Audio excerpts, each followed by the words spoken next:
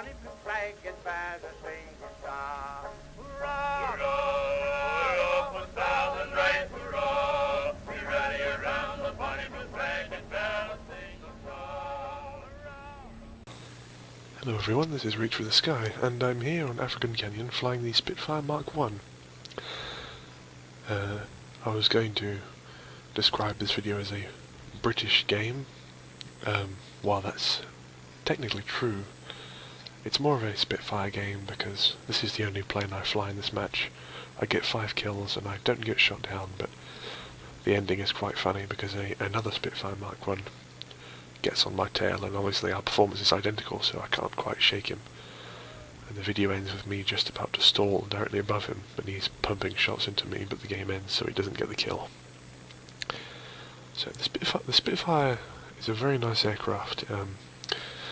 It's not as fast in a straight line as the Messerschmitt 109. It can't turn as well as the Zero, but it can turn better than the 109, and it's faster than the Zero.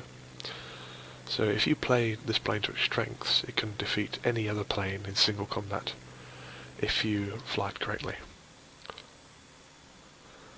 So I'm beginning this game by climbing to about 3,000, 4,000 meters. I've got into that habit by playing a lot of realistic battles. I can't help it, I just have to get above the enemy, otherwise I feel a bit unsafe. Because as you know, arcade battles can get very messy very quickly. So I'm sticking above the cloud layer here, and there's some opponents ahead of me. What have we got? There's a Wellington bomber on the left. I think that's an SBD ahead of me.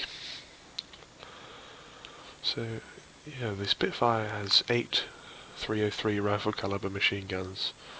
It's not particularly powerful for arcade battles, because the flight model's a little more generous, the instructor I should say. The instructor controls the plane.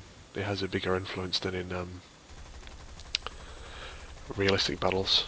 And I'm firing at a Wellington Mark 1C here. I come in behind. Eventually I believe I kill the pilot because the plane doesn't look severely damaged, but I get credited for the kill. And now a Hellcat comes up to try and say hello. And I have a go at him as he passes underneath me. And I get a critical damage on his fuselage. And a friendly Wildcat finishes him off. And I loop back round, and there's yet another enemy coming up to meet me here. There he is. I think it's a Lag 3, or is it P40? What is that? Oh no, it's a 109E1, yes I remember now. And I roll over and get onto this guy's tail. And you'll see here, the guns aren't particularly powerful, you really need to lay into the enemy to do some damage. There's a hole on his wing there. I'm sticking on him. My turn rate's superior to his, so as long as I can keep my guns trained just ahead of him, I can guarantee some hits. And I keep pounding him, and at this very moment I run out of ammunition, so I'm less than 100 meters directly behind him waiting for my guns to reload. And then the guns come back up, and I split his wing off, and goodbye 109. So we're about 5 minutes in. Actually less than 5 minutes, about 3 minutes now. And I've got 3 kills. And then everything goes a bit quiet because most of the action, as usual, is happening just above ground level. Lots of lawn mowing going on. There's a few more bombers spawning in here, so I think while I'm up here I might as well have a go at them. There's an SBD down there. That is a friendly LA5, I think. That's a Dauntless. I have a go at this guy through the clouds, thank goodness for the arcade battles aim assist. The little, I don't mean the some kind of controlling system like the instructor, but the little ring that appears in front of planes. Although you can't rely on that completely, because if you aim directly at that circle you'll end up shooting behind the enemy, so there's the Dauntless. I stick on his tail here. He begins to dive away. With some maneuvers here I manage to stick on his tail. And he loops around and goes into his dive. I'm trying to stop him before he reaches the ground targets. There's some nasty holes in this plane, but he's not destroyed yet. So I loop back round and get ready to have another go at him. I'm really hammering him now, he's still alive. There we go. Some fatal engine damage there that turned this plane into a flying fireball. And there seems to be a trend on War Thunder, people refusing to bail out of planes even if they're flying towards the ground. I know I'm guilty of doing it, but it's beneficial to you because you get points while you're damaging them as they're going down, especially if they're on fire. You get credited for hitting their aircraft as if you were shooting at them as the fire rips through their aircraft. So I'm heading towards our side of the map. Our spawn is in that direction. And there's a whole mess of enemy planes around here.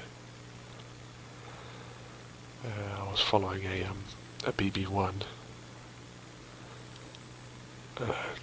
I was going to dive on him, but then I realised there's a lot of enemies around here, so I don't stick around for too long. I was following him there, but then I decided it's getting a bit too busy, so I pulled back up. But then I engaged a 109. This is the guy I shot down earlier. Flying his next to 109, it's an E3. So he's got cannons now. They're not very good cannons, but the burst mass is quite impressive. So I roll over onto his back, lay a few shots into him, continue shooting. Get a bit of Battle of Britain style cockpit view here. I keep pounding his plane until eventually something gives and he bursts into flames, and then his wing falls off. And that's the end of that guy's second 109.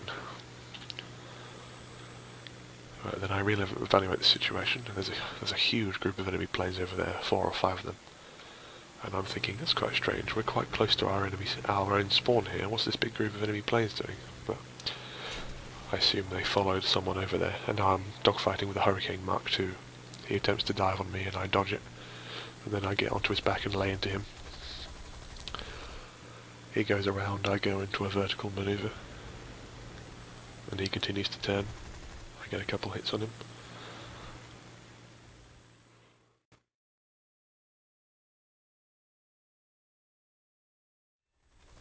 And there's the critical hit.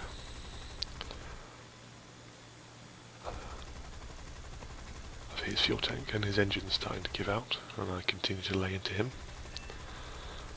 to try and secure the kill, to make sure someone doesn't come along and critical him and take the kill, but luckily no one does. Now the game is almost over. There's a BB-1 just sitting on the ground there who hasn't bailed out, so I get some free XP by strafing his wreck.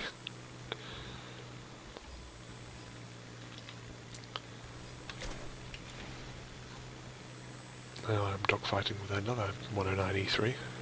Oh no, my mistake, this is an F1. One of the newer 109s. And of course, because this is a Spitfire, I can outturn him. And I lay into him. He's got a big bomb underneath him, which isn't helping his handling. There's a few hits there. And then there's that Spitfire Mark 1 that gave me a lot of trouble. And I think, should I give up on this 109? Yes, I should, because this guy will kill me. I go into a barrel roll. And he continues to follow me, and I'm going into a rolling scissors now. And then I invert the direction, but since this is arcade, if this was realistic battles, this would work much better. But since it's arcade, he has no trouble at all hanging on to me. There's an enemy lag that just passed by me. And I've gone into a vertical climb, and I put the smoke on just as a little celebration that I actually survived that. So that was the Spitfire Mark 1. Not the most kill-rich game, but it's a great plane. And if you're thinking about making a transition from arcade to realistic battles, I can thoroughly recommend this plane. It's an excellent plane to fly in realistic battles. If it's your first time in realistic battles, the Spitfire Mark 1 would be my plane of choice. So I hope you enjoyed this video, and I hope to see some Spitfire pilots out there enjoying this beautiful machine, and it really is. one of the nicest looking machines in the game in my humble opinion. Thank you very much for watching, and goodbye.